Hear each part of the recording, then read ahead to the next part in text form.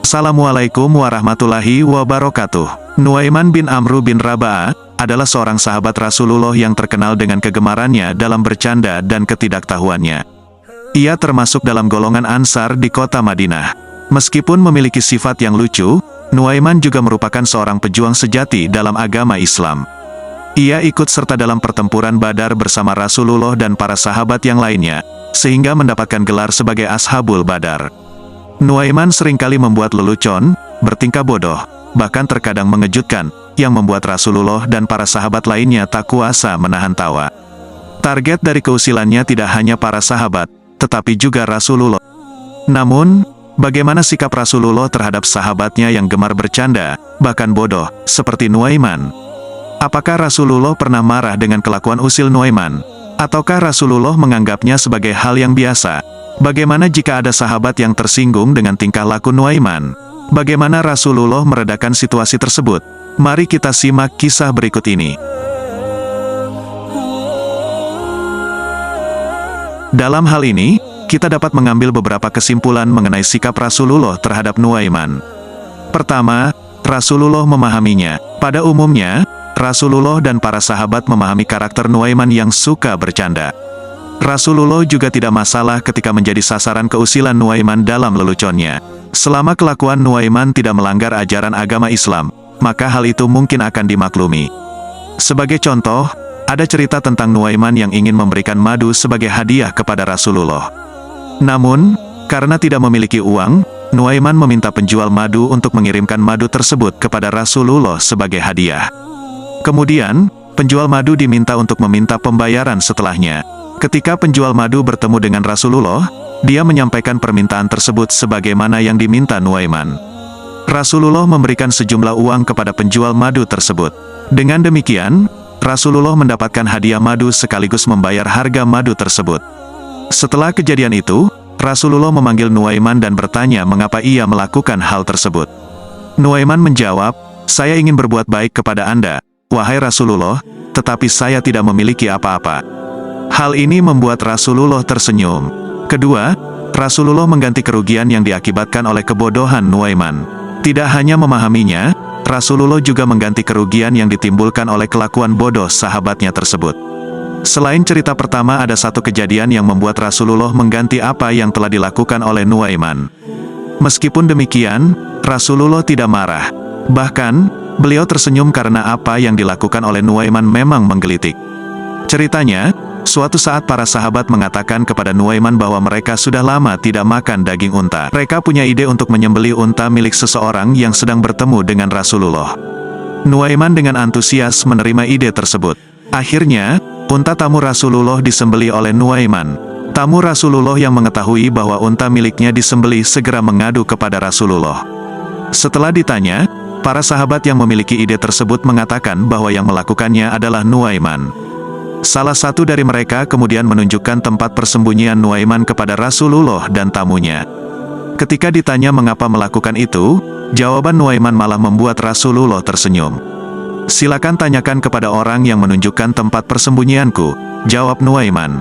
Rasulullah kemudian memberikan ganti rugi kepada pemilik unta tersebut dengan jumlah yang lebih dari cukup.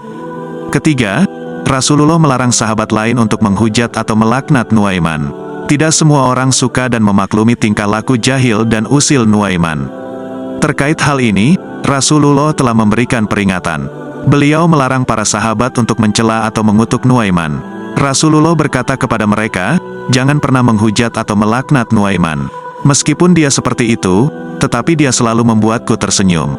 Dia masih mencintai Allah dan Rasul-Nya. Dan tidak ada hak bagi kalian untuk melarang Nuaiman mencintai Allah dan mencintaiku sebagai Rasul." Keempat, ada kejadian tentang penjualan teman. Pada suatu waktu, Nuaiman pergi bersama Abu Bakar ke Basrah untuk berdagang. Mereka ditemani oleh Suhaibit bin Harmoloh yang bertugas membawa persediaan.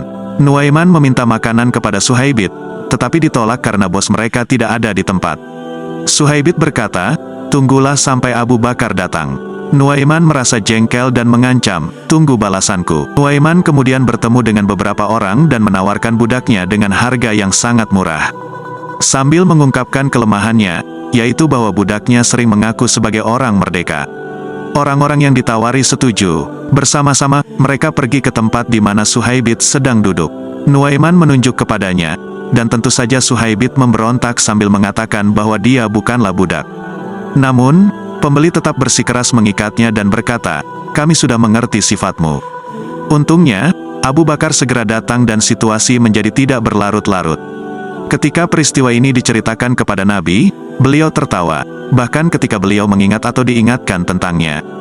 Nuaiman adalah pembawa kegembiraan. Mungkin itulah sebabnya, Nabi pernah berkata, Nuaiman akan masuk surga sambil tertawa, karena dia sering membuatku tertawa. Peristiwa lucu ini terjadi setahun sebelum wafatnya Rasulullah. Nuaiman, yang selalu menghibur, bahkan dalam keadaan sakit sekalipun. Suatu hari, Nuaiman dikabarkan menderita sakit mata, dan Nabi datang menjenguknya. Ternyata, Nuaiman sedang asyik makan kurma. Nabi bertanya, "Apakah boleh kamu makan kurma?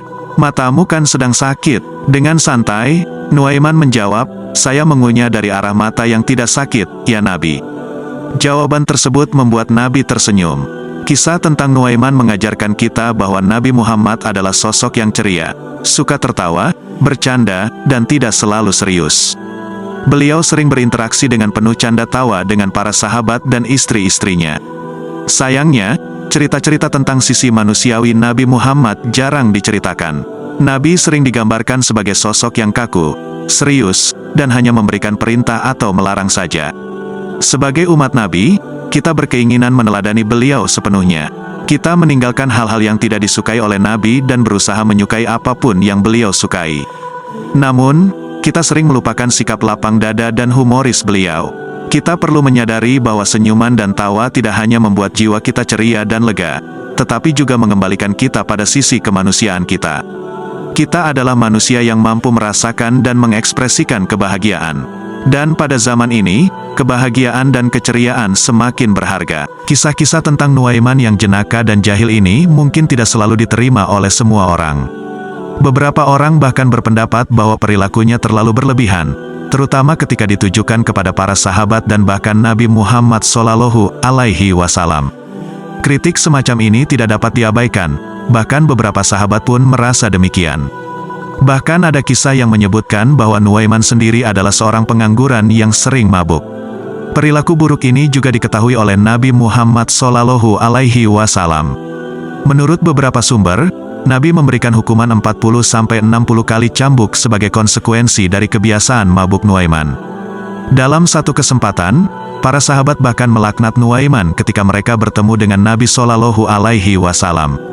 Namun, Nabi SAW membela Nuaiman dengan berkata, "Janganlah kalian mengutuk Nuaiman. Dia mencintai Allah dan Rasul-Nya." Dari kisah ini, ada beberapa pelajaran yang bisa kita ambil. Berusaha memaklumi orang lain dengan beragam karakter. Dari cerita ini, kita dapat menarik pelajaran berharga tentang sikap yang ditunjukkan oleh Rasulullah dan sebagian besar sahabat terhadap Nuaiman. Mereka berusaha untuk memahami dan menerima sifat jenaka dan jahil yang dimiliki oleh Nuaiman. Pada dasarnya, sikap tersebut bisa dimaklumi selama tidak melanggar prinsip-prinsip agama Islam. Di dalam konteks kehidupan saat ini, sikap seperti ini juga sangat relevan dan patut untuk diadopsi. Menghormati dan berusaha memahami orang-orang dengan beragam karakter akan menciptakan harmoni dalam kehidupan sehari-hari. Kisah Nuaiman, seorang sahabat Nabi, juga mengajarkan kepada kita bahwa manusia sejatinya tidak mengetahui isi hati orang lain. Oleh karena itu, kita sebaiknya menghindari menghakimi seseorang berdasarkan tindakan luar yang terlihat buruk. Pada dasarnya, hanya orang tersebut dan Tuhan yang benar-benar mengetahui apa yang ada di dalam hatinya. Seperti halnya Nuaiman yang sering terlihat mabuk dan melakukan tingkah jenaka, bahkan kepada Nabi. Namun, Nabi Muhammad melarang para sahabatnya mencela Nuaiman karena Nuaiman mencintai Allah dan Rasul-Nya. Tidak menghakimi seseorang. Dalam mengaplikasikan nilai pelajaran ini, penting bagi kita untuk tidak tergesa-gesa membuat prasangka. Artinya, meskipun seseorang terlihat buruk, jangan dengan cepat mengasumsikan bahwa hatinya juga buruk. Mempunyai prasangka baik berbeda dengan bersikap waspada. Singkatnya, kita boleh berhati-hati dalam bergaul dengan orang tertentu yang mungkin dapat memberikan pengaruh atau dampak buruk. Namun, Janganlah membawa prasangka negatif terhadapnya karena hanya Tuhan yang benar-benar memahami isi hatinya. Bersikap bijak dengan kepala dingin. Dalam kisah Nuaiman yang mencakup penjualan Suwaibit dan insiden pemotongan unta tamu Rasul, terdapat nilai-nilai bijak yang dapat dipetik dari sikap Abu Bakar dan Rasul dalam menghadapinya. Keduanya tidak terpancing emosi dan dengan kepala dingin, mereka bertanya kepada Nuaiman tentang alasan dan niat di balik tindakannya. Setelah mereka memahami bahwa itu hanya sebagian dari kejenakaan dan kebodohan khas Nuaiman, mereka secara bijak menyelesaikan masalah tersebut. Jika Rasul dan Abu Bakar tidak mampu memahami sifat Nuaiman dan tidak bijak dalam menghadapinya, masalah tersebut dapat membesar menjadi konflik yang serius. Kisah Nuaiman, meskipun jarang diceritakan, mengandung nilai-nilai yang berharga. Selain mempelajari kisah para sahabat, memberikan sedekah juga merupakan salah satu tindakan yang dapat dilakukan oleh umat Islam. Demikianlah kisah ini, semoga bermanfaat. Assalamualaikum warahmatullahi wabarakatuh.